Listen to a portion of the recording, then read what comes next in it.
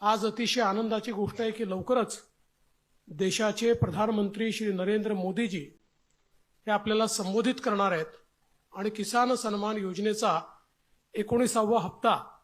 हा त्या ठिकाणी आपल्या खात्यामध्ये जमा करणार आहेत। मोदीजींनी ज्यावेळेस किसान सन्मान योजना सुरू केली त्यावेळी काही लोकांनी टीका केली, पण आज शेतकऱ्याच्या अडीअडचणीच्या काळामध्ये या योजनेच्या माध्यमातून शेतकऱ्याच्या आणि छोट्या शेतकऱ्याच्या खात्यामध्ये जाणारा पैसा हा अडीअडचणीला त्याला कामाला येतो।